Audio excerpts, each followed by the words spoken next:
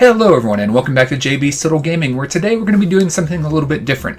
Normally we talk about video games and board games, but I'm assuming if you're into video games and or board games, there's a decent chance you're into Star Wars. And we're going to be talking about the new canon, so to speak. So a real quick refresher if you're not familiar with it. In the old Star Wars universe, the Lucasfilm Star Wars universe, there were a lot of things that were tie-ins with the universe, and George Lucas basically gave carte blanche and said, okay, whatever you do counts as official Star Wars lore, and there's some weird stuff in there that doesn't necessarily work all that well, like Starkiller basically being the one that saved the rebellion, even though now we have a movie about we actually got the Death Star plans with Rogue One, because all that universe kind of went away and Chewbacca died. We're not going to talk about that. So all of that stuff that happened in books and video games and other things in the old universe, it's not dead officially.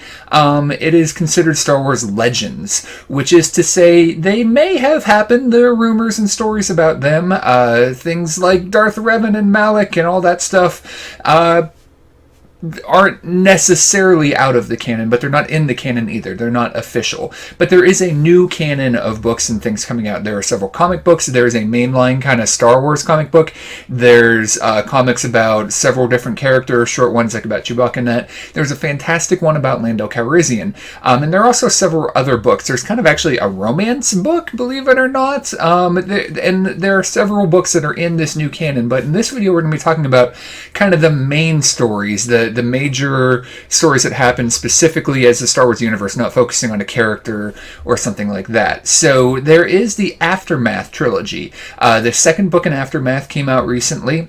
And these books take place not all that long after Return of the Jedi. The New Republic's kind of putting themselves together. And I'm not going to talk about this book a whole lot. I'm going to say it was kind of disappointing. And actually, I received some really good advice on this book. I didn't actually read it. I listened to the audiobook. It's written from an odd perspective. It's not necessarily the best story. There's one character who's really particularly annoying. But the reason I'm talking about these books, and if there's interest, we can talk about maybe some of the comic series or some of the smaller other books in the canon, but right now I'm sticking on kind of the main storyline. This book doesn't necessarily progress the main story all that much. It doesn't necessarily set us up all that well for episode 7. Quick note on episode 7, just super quick review. I thought it had amazing characters, amazing dialogue, amazing pacing, but the story was episode 4 and they didn't set up the universe at all. One of my friends very adeptly pointed out it'd be a terrible place to jump into the Star Wars universe. The other two trilogies, you can do so. Whatever issues you have with episode 1, you can still start there. Whereas in this one, they don't explain anything. Why is Leia not with the New Republic? Why is there this group fighting this new kind of empire thing that isn't the New Republic? So how did we get there? And that's kind of what these books in the new canon taking place after Return of the Jedi will hopefully explain. And Aftermath doesn't really do all that much for us. There is really one fantastic character, and we're not going to get into like plot or spoilers in that, but there is a former Imperial agent who is really well written and really well done. And I'm interested to see where the story goes, but there's a rumor it was rushed to get it out, and I haven't read the second book yet or listened to the second book, and it may be better. It was kind of disappointing for a first main storyline book in the official new canon, but the audio production of it is fantastic. The narrator is great. There's a lot of great Star Wars effects and music, and I highly recommend if you want to get caught up with the Star Wars lore, know what's going on in the official new canon, and that idea appeals to you, I highly recommend going somewhere where you can get the audiobook digitally downloaded or whatever, audible.com or something like that, in order to listen to it, because it's a well done production and it made it entertaining enough that despite the fact that it wasn't necessarily a great book, I did enjoy it enough. And like I said, there are little snippets, interesting things. I'll just say there's some interesting stuff with the suit of armor. There's an interesting character introduced near the end, and again, no spoilers, that really has me intrigued. So I want to see where that goes. And there's one character that's so annoying. But anyways, not going into details, I only recommend Aftermath if you are super into the lore and want to know officially what's going on, and I only recommend the audiobook.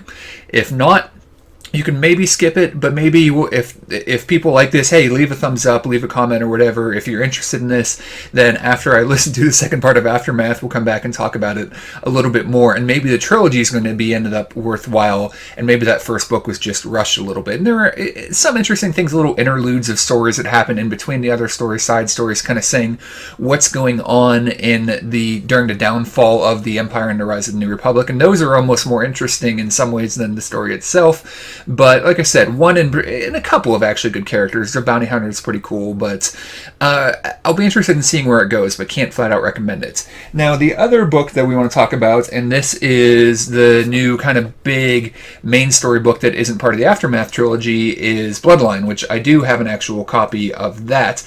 And interestingly enough, so part of what we lost in the old canon is the Timothy Zahn Heir to the Empire trilogy. So here I have the hardcover of the first book in the trilogy. I highly recommend, if you aren't familiar with these books, you know how like in culture, not just nerd culture, but in general, we have certain things that are thought of as better. A lot of people think the second Godfather movie is the best. I personally like the first, but there's a majority of people think one thing, but there's some dissension in this. Pretty much, actually, I don't know of a single person who's read Star Wars books who doesn't say this is the best books. It's a trilogy of books by Timothy Zahn. They're amazing. They're fantastic. They're just really, really good. Heir to the Empire, Dark Force Rising, The Last Command, if I remember correctly. I read them back when I was in high school in the mid-90s, and amazing. Love them. And they're probably still the best to this day. And some people are saying that this is the first book to really compare to that. It's not as good, but it's really good. Star Wars Bloodline, I can recommend. It does start to get into a little bit, it's much closer to episode 7 than at least the first book in the Aftermath trilogy. I don't know how far Aftermath goes, but I'm pretty sure it doesn't come up to this book. I believe it's only like 7 years behind the movie. I won't say why, but it explains why Leia isn't with the Republic. It explains a few other things. And in this book, Princess Leia is the main character, and it's really fantastic. I saw one person reviewing it saying something like, oh, but men have to come in and save her. If that's what you felt, then you, I think, kind of miss what the author was doing. Most of the time, men are getting in Leia's way. She is a fantastic, strong female character. There's an interesting thing going on.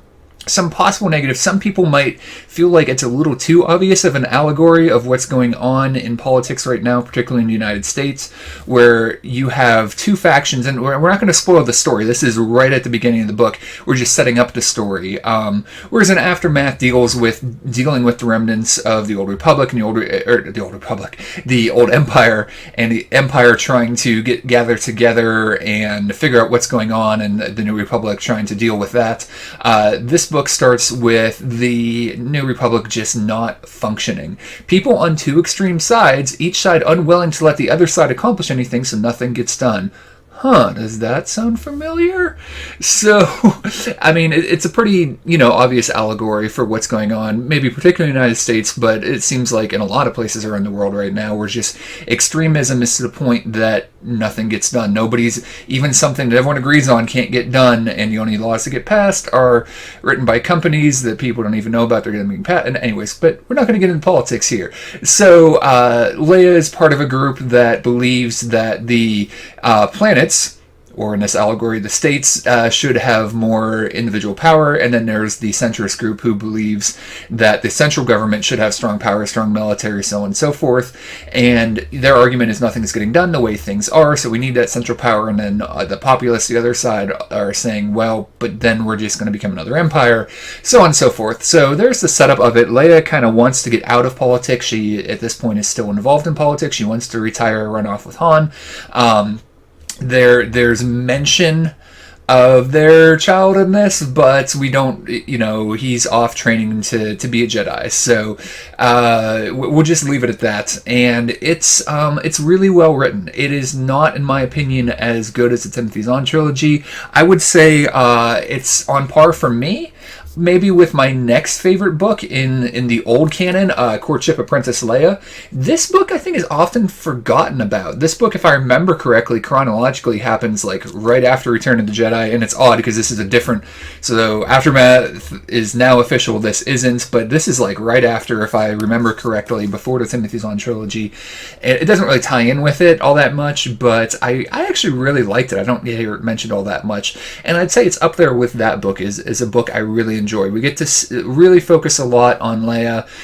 Get to see some new characters. There's not, we see Han in it. We see some other characters in it, but it's really a focus on that. And it's a pretty fun story. It starts to explain a few things. Again, not necessarily setting us up for episode 7 completely, but giving us a little bit more background information, making the state of the universe in episode 7 a little bit more understandable.